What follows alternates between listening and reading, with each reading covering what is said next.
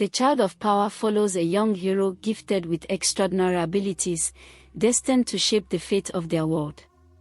So, sit back, relax, and enjoy the story, and don't forget to turn on the notification button so you never miss out on our latest updates.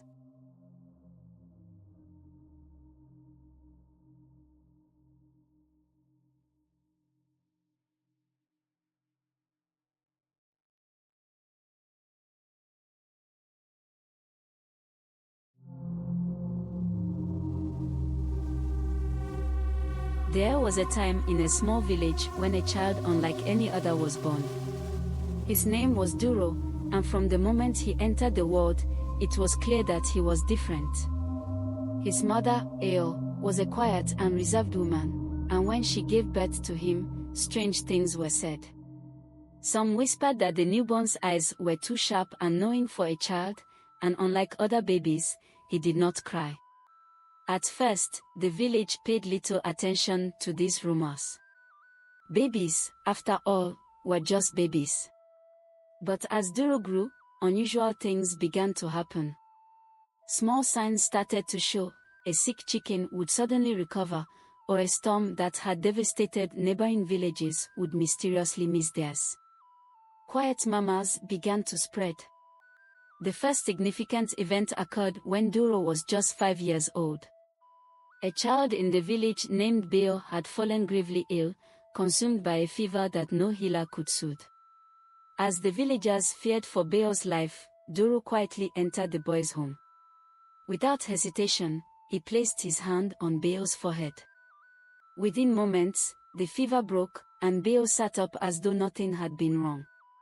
The villagers were astonished. How could this young boy succeed where even the elders had failed? But Duro simply smiled and left, offering no explanation.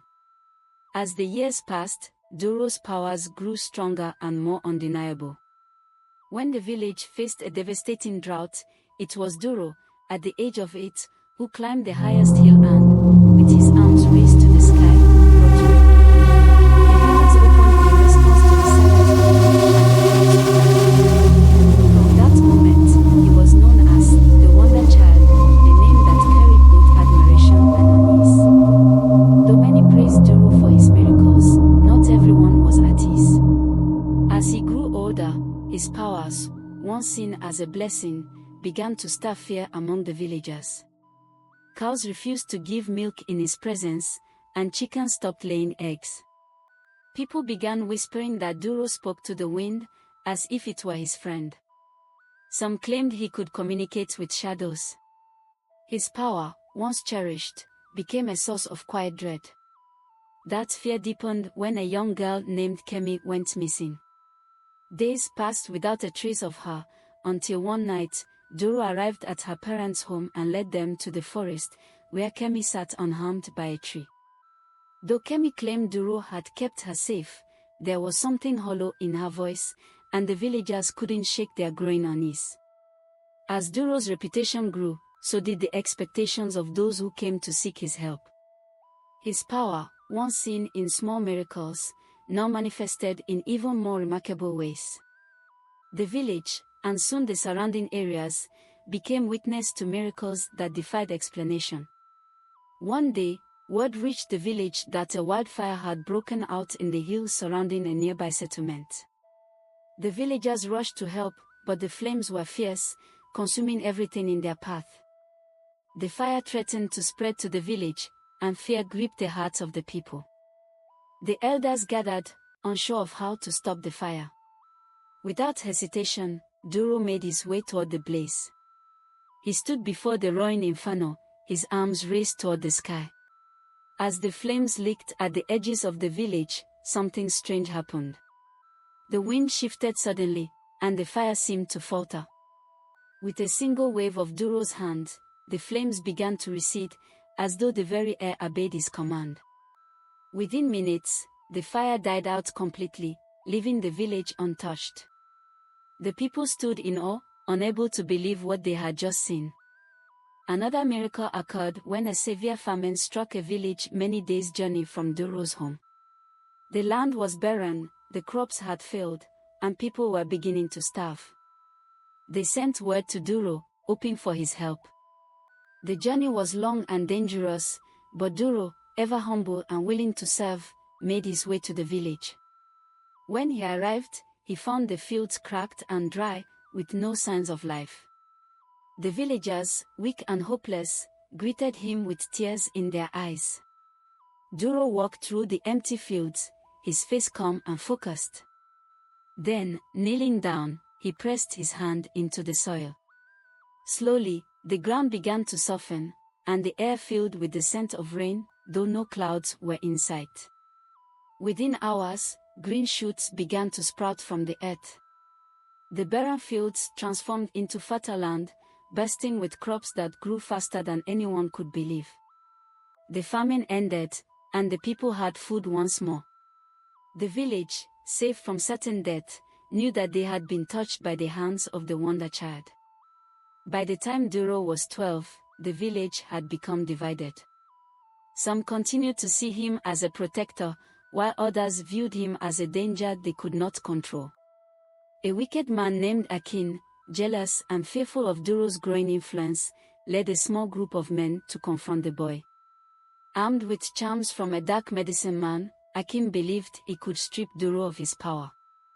On a moonlit night, Akin and his men approached Duro by the village's ancient baobab tree. Akin's voice dripped with contempt as he accused Duro of believing himself to be better than everyone else. But Duro remained calm, his eyes filled not with fear, but with pity. When Akin raised the charms, the air around Duro shimmered, and the charms trembled in Akin's hands. In a final act of desperation, Akin rushed at Duro, only to be thrown back by an unseen force. Duro's voice, calm yet firm, echoed in the silence that followed. "I've only ever tried to help," he said, "but your hatred blinds you." Akin, humiliated and broken, left the village shortly after, never to be seen again. The village, once divided by fear, came to understand that the true danger had never been Duro. It had been the darkness in their own hearts. From then on, they no longer feared the Wonder Child, but saw him as a protector, sent to heal and guide them. And Duro, with quiet humility, continued to serve his village, ever careful of the power he wielded, and always reminding them that it was love, not fear, that kept them safe. As Duro's reputation spread beyond the village, people from neighboring communities began to arrive, seeking his help. His family's once humble home became a place of constant activity. Day after day, villagers came to ask for blessings, for sick children, failing crops, or personal worries. And each time, Duro listened patiently, helping in ways that often seemed miraculous. Though it wasn't always instant, things always seemed to get better after visiting him. Grateful for all he had done, the villagers began to shower Duro and his family with gifts. At first, it was small things, rice, firewood, or baskets of fruit. But soon, the gifts became more extravagant: goats, chickens, beautiful cloth, and jewelry. The village overflowed with gratitude, yet Duro remained as humble as ever. He gave away much of what he received, sharing it with the poorest families. Duro's home became known as the House of Miracles. People lined up outside, waiting to speak with him, and no matter their request, Duro never turned anyone away. He helped in whatever way he could, whether it was through a kind word, a blessing, or something more extraordinary. His only desire was to serve. Despite all the blessings, Duro never asked for anything in return. "The gifts are not for me," he would say. "They belong to everyone. My only gift is to help." And under his care, the village thrived. Harvests were plentiful, sicknesses were rare, and the land itself seemed blessed. The villagers, once fearful and divided, were now united in their love for Duro. And though they brought him countless gifts, they knew that the true blessing was not the wealth or goods they shared, it was Duro himself, the Wonder Child, who had been sent to their viewer. If you enjoyed the story, give us a thumbs up, share it with friends, and hit that subscribe button. Don't forget to turn notifications button so you never miss out on our latest updates. Thanks for watching and stay blessed.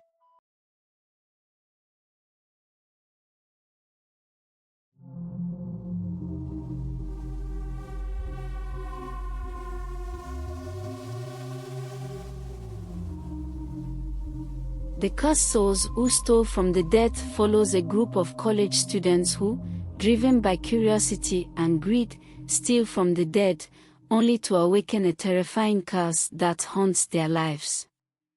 So, sit back, relax, and enjoy the story, and don't forget to turn on the notification button so you never miss out on our latest updates.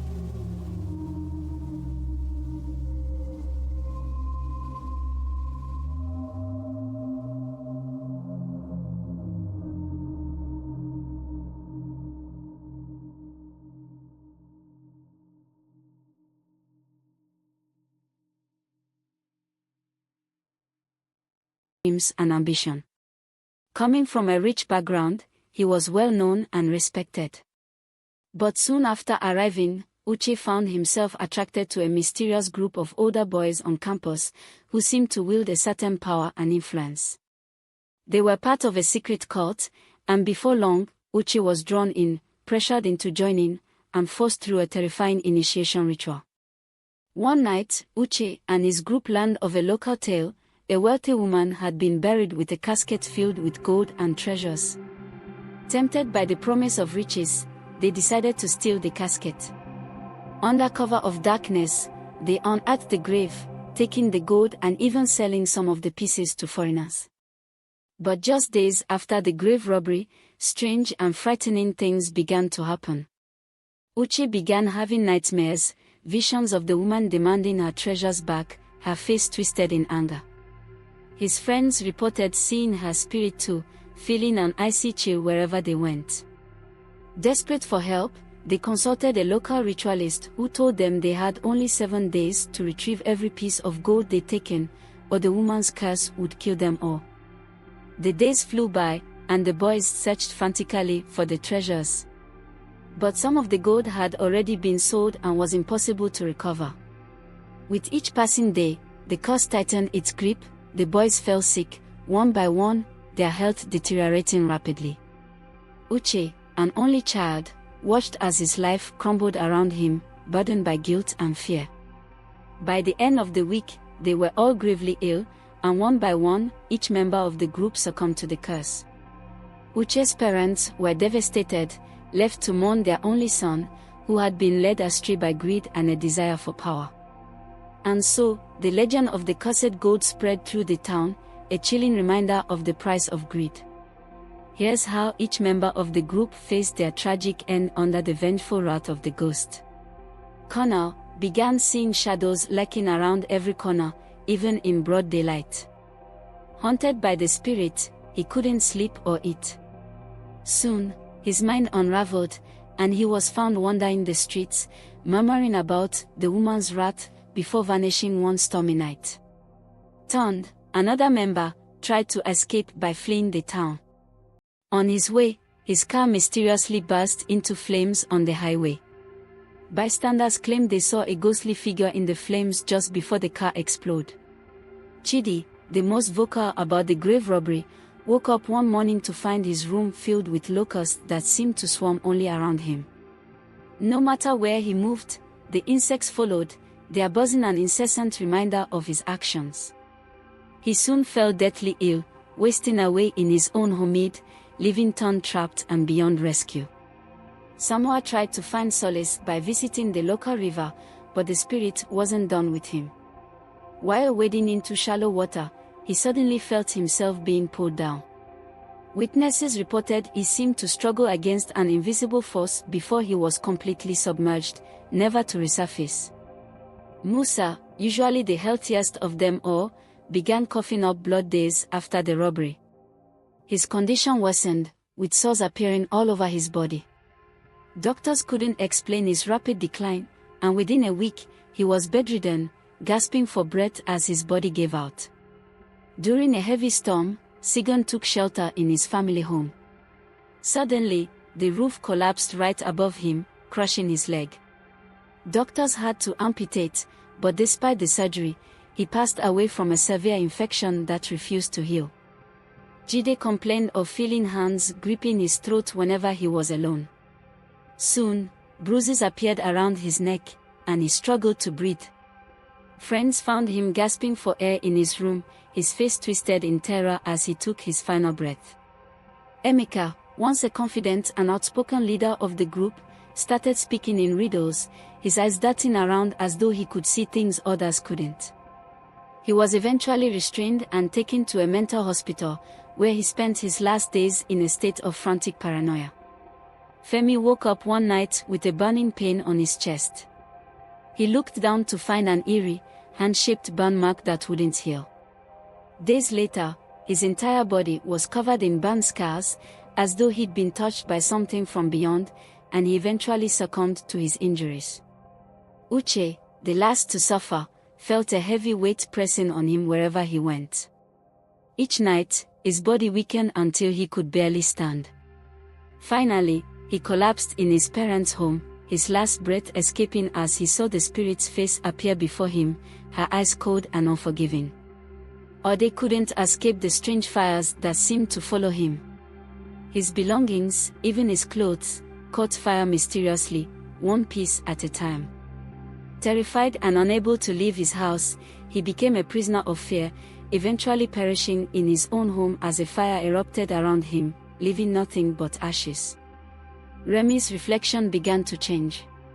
Each time he looked in the mirror, parts of his face appeared blurred or erased, as though his identity was fading. Eventually, people could barely recognize him, and he grew isolated. The emptiness consumed him until he vanished without a trace, as if he had never existed. Ifoni's hands started to decay, as though they were rotting from the inside out. He felt intense pain but couldn't touch anything without spreading the rot further up his arms. Helpless, he watched as his body decayed, and in his last days, he was covered in sores that no doctor could heal. Every room Eo entered was filled with voices. He heard screams and wails coming from the walls, day and night. The torment drove him mad, and his friends found him clawing at the walls, trying to escape the relentless sounds until his voice was silenced forever. Kolot began experiencing phantom injuries that appeared without cause. Bruises, cuts, and even broken bones developed overnight, as if he were being attacked in his sleep. Eventually, his body couldn't take the strain, and he succumbed to injuries that no one had inflicted. Nii was haunted by dreams of sinking into quicksand. One evening, as he walked near an abandoned construction site, the ground gave way, and he was pulled into a pit of mud and sand. No one could reach him in time, and he was swallowed by the earth, just as he'd feared. Beo was plagued by a hollow laughter that echoed in his ears, growing louder each day. The sound haunted him wherever he went, preventing him from thinking or resting. Finally, his mind snapped under the constant laughter, and he died laughing uncontrollably, the eerie sound lingering even after he was gone. Peter felt a constant tightness in his throat, as though invisible hands were strangling him. He could barely breathe and couldn't swallow food or water. Despite his family's attempts to help, he wasted away, slowly suffocating over several agonizing days. Bola was always cold, no matter how many layers he wore or how warm the day was. The chill seemed to seep into his bones, and his body grew weaker. Eventually, he was found frozen, as if he'd succumbed to a winter that only he could feel. Fola woke up one morning with blood-red tears streaming down his face. No matter how many times he wiped them away, they continued to flow, staining his skin and clothes. Eventually, he lost his sight, the blood-tinted tears leaving him blind. Days later, he slipped into unconsciousness, never to wake again. In the end, each of them was consumed by the vengeful spirit, vanishing one by one as punishment for stealing her gold. The tragic fate of each young man stands as a powerful reminder that greed and dishonor can lead to destruction. There are forces in life that should never be disturbed, and respect for the past and its mysteries is vital. Let their story serve as a warning: choose integrity over temptation, for true strength lies in living a life of honor and humility. May we all seek paths that uplift rather than harm, valuing the priceless wealth of peace and respect over fleeting riches. Dear viewer, if you enjoyed the story, give us a thumbs up, share it with friends, and hit that subscribe button. Don't forget to turn notifications button so you never miss out on our latest updates. Thanks for watching and stay blessed.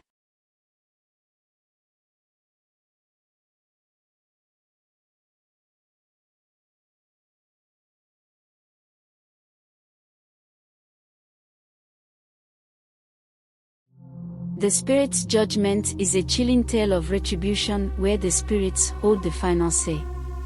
So, sit back, relax, and enjoy the story, and don't forget to turn on the notification button so you never miss out on our latest updates.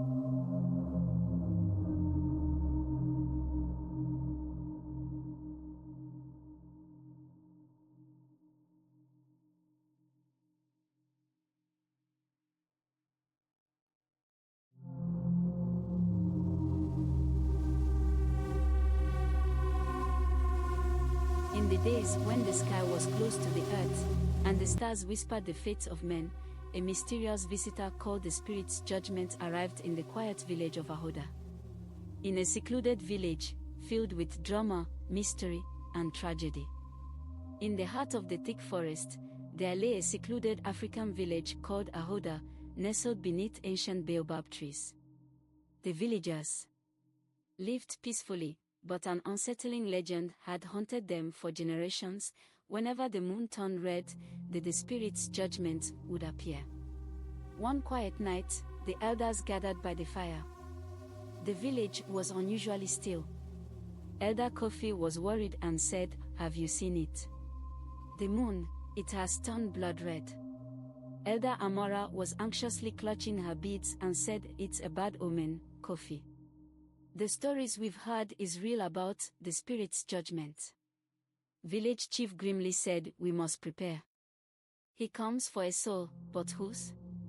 The arrival of the stranger. As the villagers scrambled in fear, a cloaked stranger appeared on the outskirts of Ahoda. His footsteps were silent, his face hidden beneath a hood. The ground trembled slightly beneath him as he walked. Children fled at the sight of him, and the elders watched from a distance.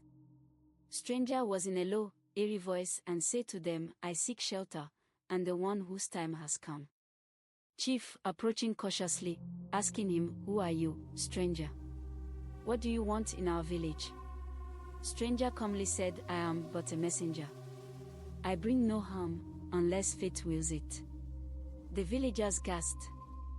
They already knew then, the Spirit of Judgment had arrived. Fear spread throughout the village like wildfire. No one dare speak his name. That night, the chief called for a meeting. Every villager was present, except one. Elder Kofi nervously asked, "Where is Kwame?" "He's not here." Suddenly, the stranger appeared once more, his eyes glowing like embers beneath his hood. Stranger softly said, "Kwame, his time has come." The villagers trembled, for Kwame was one of their bravest hunters. How could this be? But before anyone could protest, Kwame stumbled into the gathering, clutching his chest, gasping for air. Kwame weakly said, "Oh, help me." The cloaked messenger stepped forward and said to Kwame, "You cannot run from what is written in the stars. Your time is here." Kwame fell to his knees, realizing his fate. Kwame whispering and said, "But why me?" Desperate, Kwame's wife, Adia, rushed forward, tears streaming down her face. Adia started pleading, "Please, spare him. I give anything, my own life if need be." The villagers fell silent, holding their breath as the messenger considered her offer. Said, "Fate is not so easily changed. His life was sealed long before this day." But Adia would not relent. She knelt before him, her voice breaking. Adia said, "Take me instead." For a moment, there was silence. The messenger paused, his gaze lingering on Adia. The messenger raised his hand and said, "The bond of love is stronger than death itself. You have offered your soul for his, and so it shall be." Before anyone could react, the air grew still. The messenger's eyes glowed once more, and with a single breath, he whispered a chant. Kwame, still weak, gasped one last time and fell into a deep sleep, alive, but forever changed. Stranger said to Adia, "You have paid the price. He lives, but your life will now be tethered to the spirit world. From this day forth, you will walk in the land of shadows." The villagers wept, but Adia stood tall.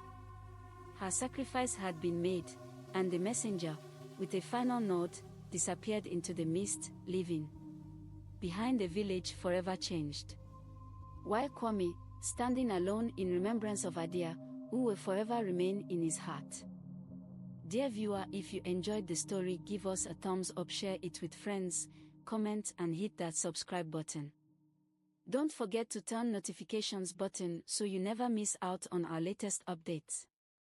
Thanks for watching and stay blessed.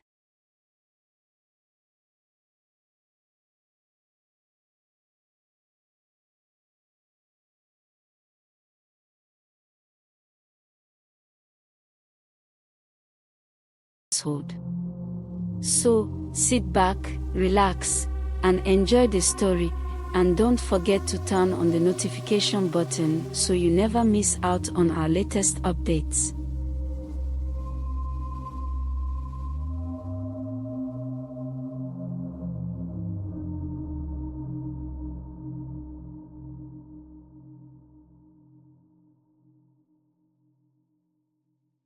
It all began when the mother hired a new housemaid, Auntie Coco.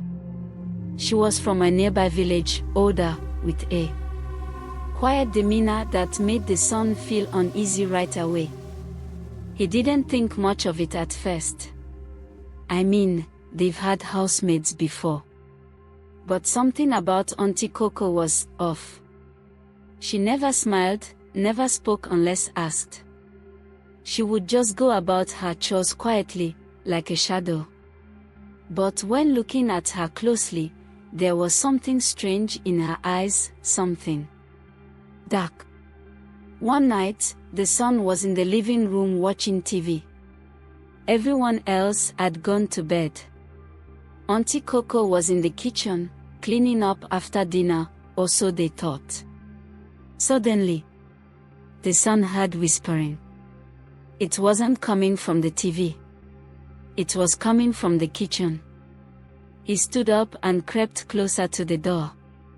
He peeked in and saw her, Auntie Coco, crouched on the floor, her back to him, whispering something he couldn't understand. It didn't sound like any language he knew. Her voice was so low and fast, it sent chills down my spine. "Auntie Coco," he called out, trying to keep his voice steady. She didn't stop. She just kept whispering, her head moving slightly from side to side, like she was in some kind of trance. The son backed away slowly, not sure what to do. He told himself he must have imagined it. Maybe she was just praying, he thought. But something told him that wasn't it.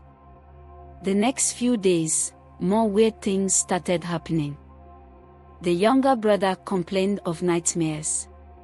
Every night, he would wake up screaming, saying he saw a woman standing at the foot of his bed, watching him. He was so scared that he refused to sleep alone.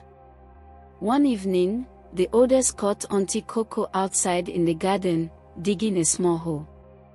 It was dark, but he could see her clearly. She was muttering under her breath again, and in her hand was something shiny, one of the mother's gold bracelets. She buried it in the ground, covering it with dirt. "Auntie Coco," he yelled, running toward her. She stood up straight, slowly turning to face him. Her eyes locked with his, and for a moment, he felt paralyzed. Her smile, it was so wrong, like she knew something the others didn't.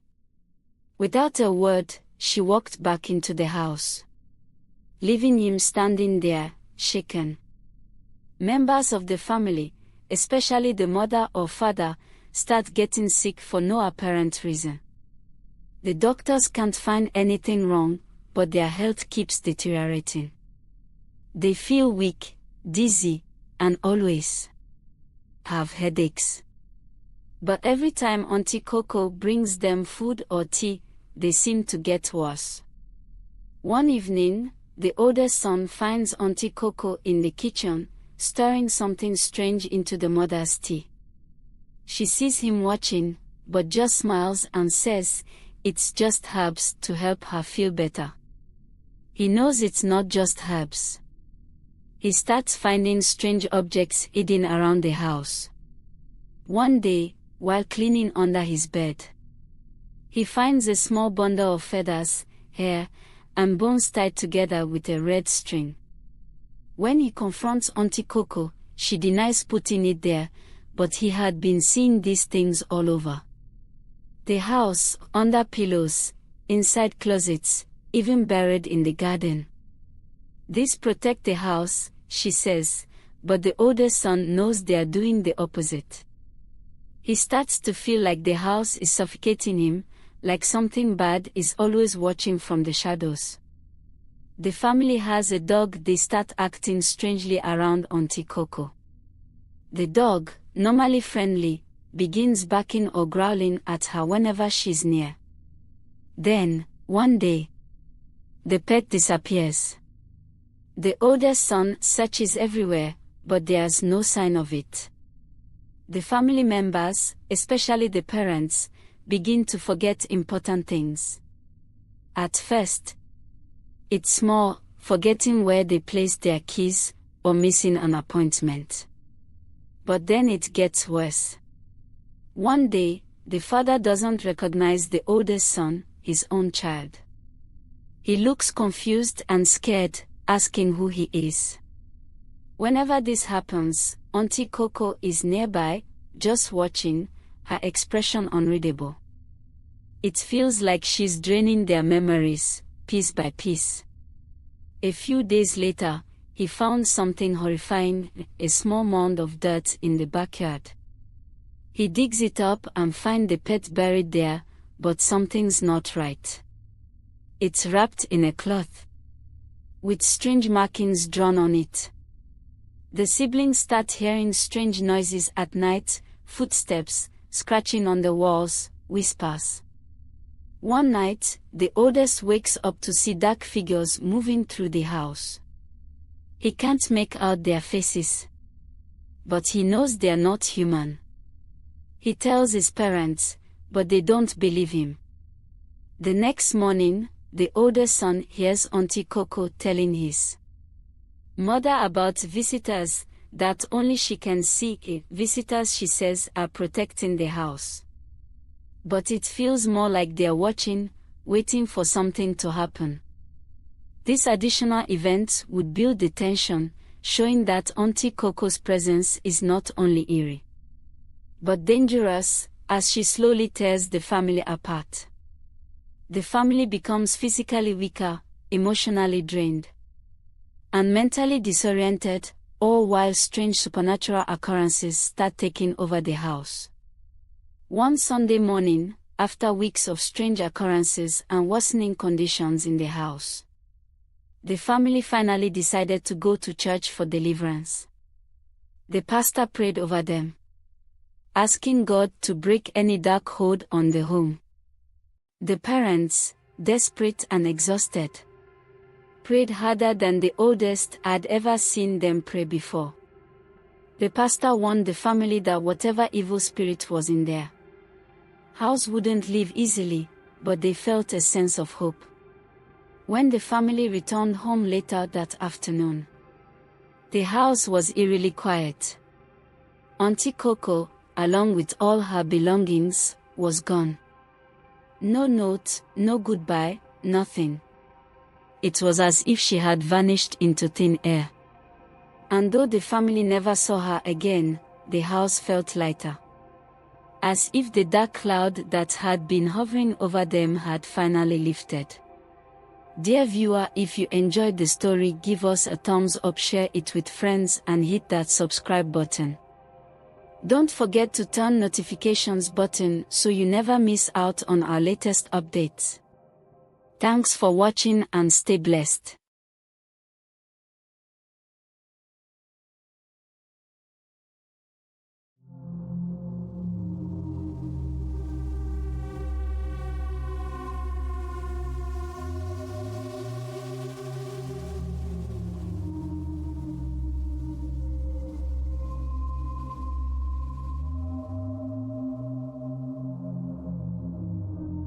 In the unimaginable wealth, a life-changing fortune reveals both blessings and hidden dangers.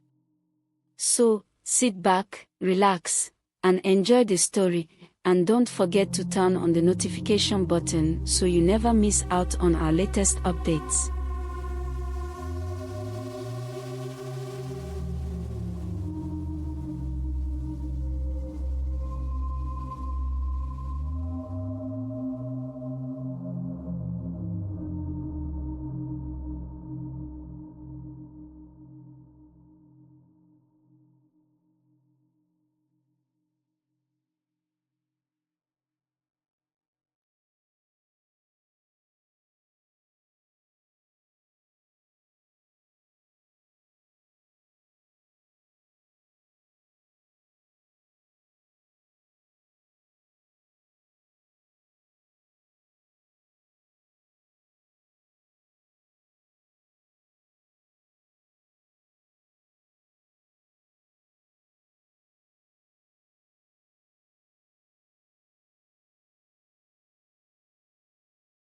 Once upon a time, in the busy city of Laura, there lived a man named Bab, known as the King of Money. He was consumed by his desire for wealth. Though hardworking, Bab always felt that his efforts were never enough. He wanted to be the richest man in the city, a true king of money. He craved the admiration of the city's elite and dreamed of living a life of luxury. One night, after years of feeling unsatisfied, Bab overheard a conversation at a local tavern about a powerful ritualist known for granting great wealth to those brave enough to seek him out. Desperate to fulfill his dreams, Bab tracked down the ritualist to a secret spot on the city's outskirts. Bab found himself at the ritualist's hidden shrine, a place full of dark whispers.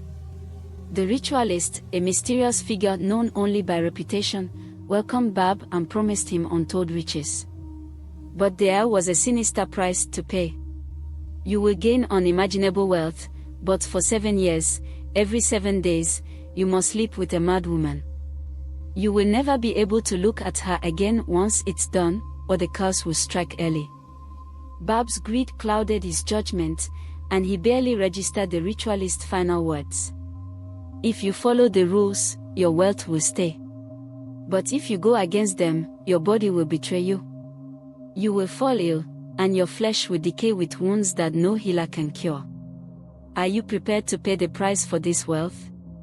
The warning hung in the air like a dark cloud, but blinded by his lust for fortune, Bab nodded, sealing his fate.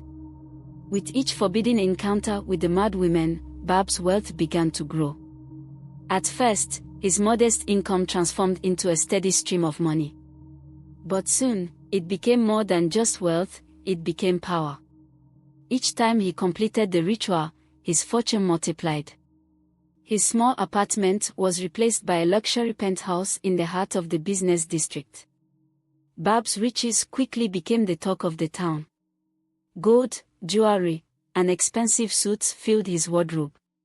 His neighbors gossiped about how quickly he had amassed such fortune, but Bab basked in their admiration, convinced that nothing could stop his success. As his wealth grew, so did Bab's ambitions. He bought multiple mansions in the city, each more impressive than the last, turning his life into one of luxury. His homes were filled with rare art, designer furniture, and priceless antiques, all reflecting his need for more. Bab also indulged in a fleet of luxury cars, Rolls-Royces, Ferraris, and Lamborghinis, which he flaunted around the city, drawing attention wherever he went. Not satisfied with his newfound status, he hired personal security guards to protect him, fearing someone might try to steal his fortune. His lavish lifestyle extended beyond the city. Bab began traveling abroad, enjoying luxurious vacations in exotic locations. Private jets and five-star hotels became his norm, and he surrounded himself with people who admired his wealth. Yet, no matter how much he acquired, a deep emptiness grew inside him. As Bab's fortune grew, he purchased beautiful and grand mansions in the city's wealthiest neighborhoods. Each mansion was a symbol of his growing power, boasting grand architecture, lavish interiors, and sprawling gardens. These homes reflected his insatiable greed and served as barriers between him and the rest of society. Bab hired famous architects from around the world to design his homes, each more luxurious than the last. His mansions featured infinity pools, private theaters, marble floors, and gold-trimmed furniture. Every inch of his properties screamed excess and wealth. These architectural marvels symbolized the hollow core of his ambition and mirrored his personal downfall. Bab's obsession with cars became legendary. He filled his garages with the world's most expensive cars, Ferraris, Rolls-Royces, and Bugattis. He loved being seen driving these luxury vehicles, basking in the admiration of others. His fleet of luxury cars became an extension of his ego, leading to reckless behavior. Not satisfied with just a few homes, Bab began buying properties around the world, penthouse suites in exclusive skyscrapers, beach houses on private islands, and chalets in luxury mountain resorts. His real estate empire spanned continents, reflecting his emptiness and serving as prisons of his own making. Bab spared no expense designing his ultimate dream home, a massive estate on the city's outskirts. It featured private lakes, manicured gardens, and a driveway lined with imported trees. Inside, there were crystal chandeliers, rare artwork, and vast hallways. This extravagant home represented Bab's need to project success, and its eventual decay mirrored his personal collapse. Bab frequently hosted lavish parties in his mansions, inviting the city's elite to show off his wealth. These events featured fine dining, live music, and entertainment, where Bab basked in the admiration of his guests. These grand parties inflated Bab's ego while masking his growing paranoia and loneliness as his life spiraled out of control. Not satisfied with just owning luxury cars, Bab became obsessed with customizing each one to reflect his unique taste. He added gold-plated rims, custom interiors, and personalized license plates, ensuring each car was a statement of his wealth. This need to customize everything in his life reflected his growing disconnect from reality and signaled the unraveling of his empire. Bab's love for luxury cars knew no bounds, leading him to acquire an entire fleet of the latest models. His collection included vintage classics, sports cars, and even a custom limousine with a full bar and entertainment system. His private fleet represented his desire to dominate not only the road but also the admiration of those around him, pushing him further into isolation. With a mansion in nearly every wealthy district, Bab employed personal chauffeurs at each one. These chauffeurs drove him around the city in his luxury cars, waiting on his every whim. Bab's demand for such personalized service revealed his obsession with control and superiority, fueling his growing paranoia as he lost touch with reality. To further show off his wealth, Bab decided that one wife was not enough. He began marrying multiple wives, each more beautiful than the last, as trophies of his success. The weddings were extravagant events attended by city elites, dressed in their finest attire. Bab lavished each wife with expensive gifts, from diamond necklaces to designer wardrobes. However, his marriages were not built on love but rather on his desire to flaunt his riches. His wives, once enamored by the luxuries he provided, soon grew resentful, realizing they were mere status symbols in his empire of wealth. Rivalries and jealousy flourished, Yet Bab remained indifferent, more concerned with acquiring new assets. The years passed quickly, and Bab's empire grew beyond his expectations. But as the 7th year approached, a sense of dread began to settle in. On the final night of the ritual, Bab sought out the last madwoman, as he had done many times before. The village of the dead, something went wrong. Strangers must not as he approached her, tells ready to complete the final ritual. The madwoman, crazed and unpredictable, broke free and escaped into the night. So Bab gave chase through the city's narrow streets and enjoyed the story, but she vanished into the shadows. Don't forget to turn on the notification button as he realized so what this meant. The ritual was incomplete. The curse had begun. In the days following the failed ritual, Bab's body began to betray him. A fever gripped him, his skin bound, and he grew weaker by the day. Soon, dark, festering wounds appeared on his flesh, spreading across his once healthy body. No healer could explain his mysterious sickness, and none could cure him. The wealth that once brought him joy began to fade as his health deteriorated. His once strong voice turned hoarse, barely more than a whisper, and his vision clouded as the sickness took hold. The madwomen he had once used for his rituals now haunted his dreams, their shadowy figures cursing him for the suffering he had caused.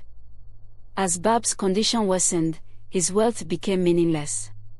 He spent vast sums on doctors and priests, desperately seeking a cure.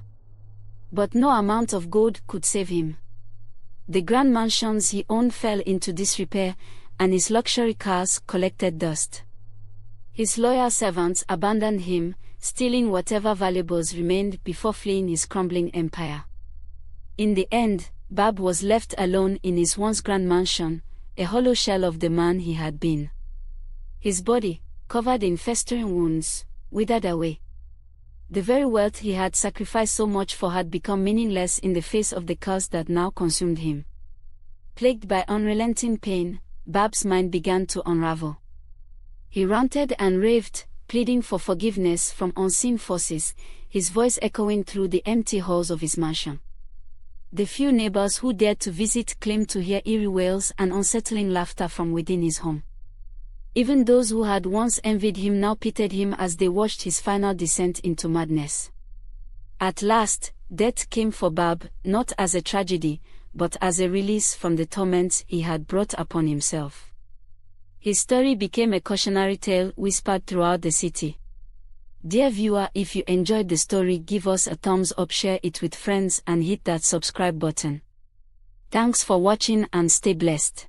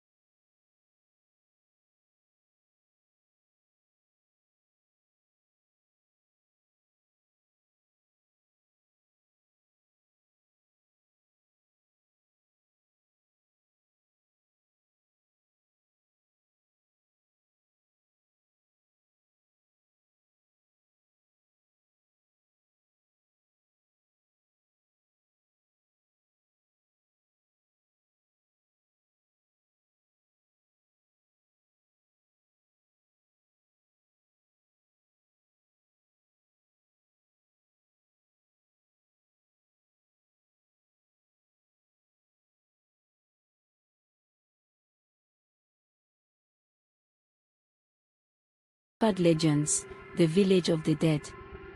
This village is said to be the final resting place for souls who cannot find peace. Unlike the ghostly silence one might expect, the village buzzes with life, albeit a different kind of life. Spirits walk freely among ancient trees, carrying out tasks as if they were still alive. The villagers tell stories of those who have stumbled upon this place, either by accident or fate. It is said that when the living enter, they must follow one rule: do not speak to the dead, no matter what they say or ask of you. Those who break this rule are never seen again, their spirits absorbed into the village, forever lost between the worlds. One day, a young hunter named Kwame from a nearby village ventured too far into the forest. He was chasing an elusive deer when he came upon the village. The air grew cold, and an eerie fog surrounded him. He saw people who appeared alive but strangely translucent, their eyes holding an ancient sadness. Kwame knew the stories, but he was desperate. His family was starving, and he needed to return with food. As he hurried through the village, the spirits whispered to him, begging for help, offering secrets of great power. One old spirit, with a face resembling his late grandmother, called out to him, pleading for a moment of his time. Unable to resist, Kwame turned to listen. The spirit smiled, its eyes glinting with otherworldly light. "You've broken the rule, child," it said softly. "Now you belong to us." Another person who broke the rule is the silent weaver Adisa, a skilled weaver, went deep into the forest to find rare spider silk. She wandered into the village of the dead. There, she saw a spirit child crying for her mother. Adisa spoke to the child, breaking the rule. Another person who broke the rule is the greedy merchant Obina. A merchant had heard tales of a hidden village where spirit gold could be found. Driven by greed, he ventured deep into the forest, determined to claim the treasure for himself. When he stumbled upon the village of the dead, he was amazed by the shimmering gold offered by the spirits. Ignoring the rule, Obina made a deal with a ghostly trader, believing he could outsmart the spirits. He left the village with his bags overflowing with gold. But as soon as he crossed the forest edge, the gold crumbled into ash, leaving him with nothing. That was not the end of his punishment. Each night, Obina dreamed of the village. In his dreams, the spirits called to him, pulling him back into their world. He would wake up in a cold sweat, haunted by the whispers of the dead. No matter how far he traveled, the village never let him forget his greed. Obina was cursed to live a restless life, forever trapped between dreams of wealth and the reality of his empty hands.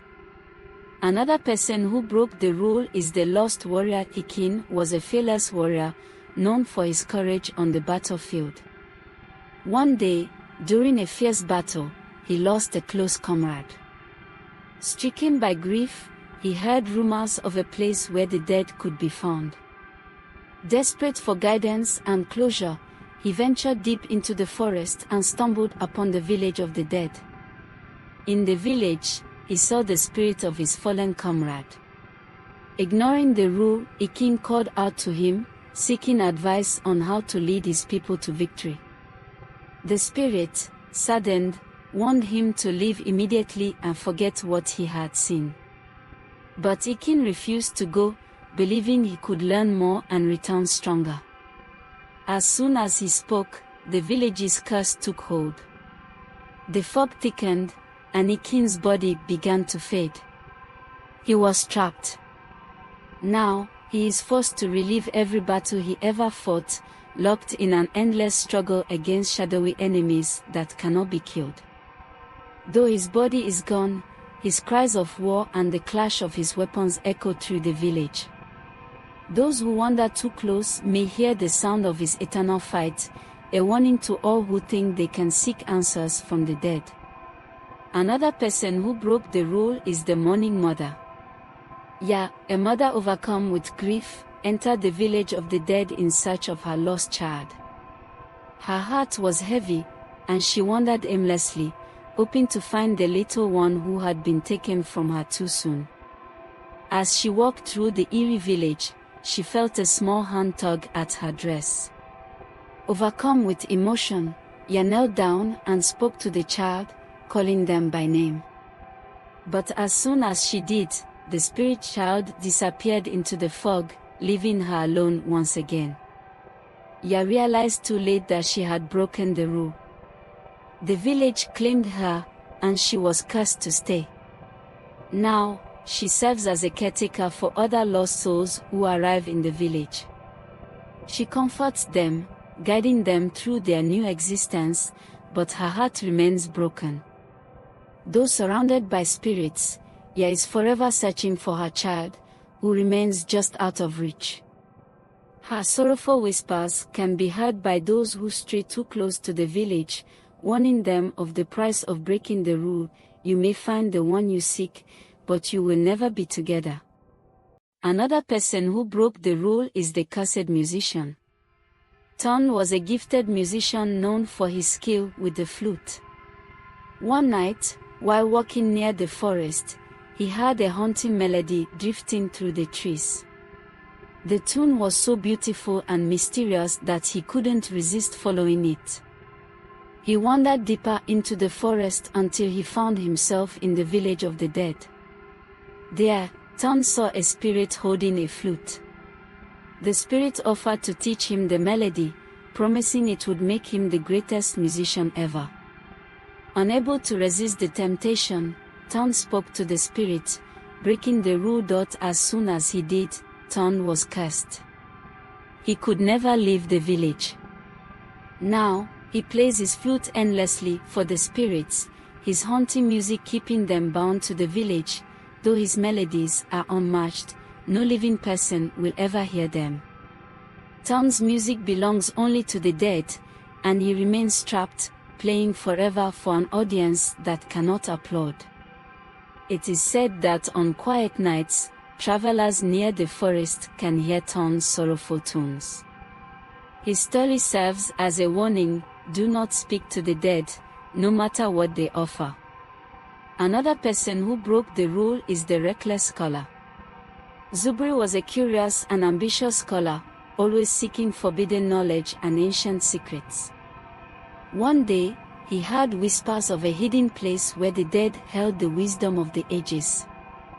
Determined to uncover these secrets, he journeyed deep into the forest and found the village of the dead.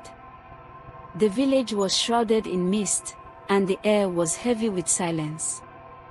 As Zubri explored, he encountered a spirit who offered to share the knowledge of the past, stories of long-forgotten civilizations, lost magic, and the mysteries of life and death.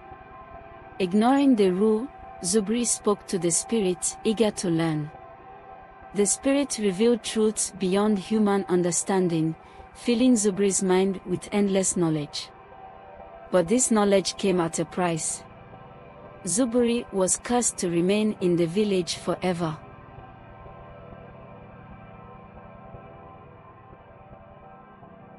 Now, he spends his days writing the history of the dead on glowing scrolls. As soon as he finishes each scroll, it vanishes into the air, and he must start again. His work is endless, and his thirst for knowledge has become his eternal burden. Another person who broke the rule are the star-crossed lovers. Amora and Kofi were deeply in love, but their families disapproved of their relationship. Desperate to be together, they ran away into the forest, hoping to find a place where no one could separate them. After wandering for hours, they stumbled upon the village of the dead. In the eerie silence, they encountered spirits who promised to help them escape their families and live in peace. Overcome with hope, Amora and Kofi spoke to the spirits, breaking the rule. In that moment, the curse of the village fell upon them. Their bodies faded, and they became spirits themselves. Though they were reunited in death, they soon discovered their love could never be as it was. Now, Amora and Kofi are forced to watch other spirits share the love and happiness they were denied in life. Though they remain close, they can never truly be together, forever trapped as shadows of who they once were. It is said that on quiet nights, their sorrowful whispers can be heard in the forest, warning lovers who seek refuge, do not trust the spirits, for their help comes with a heavy price. Travelers who approach the village may see faint glowing lights through the fog, Zubri's scrolls, disappearing as quickly as they appear. His story warns all who seek forbidden knowledge, some truths are not meant for the living.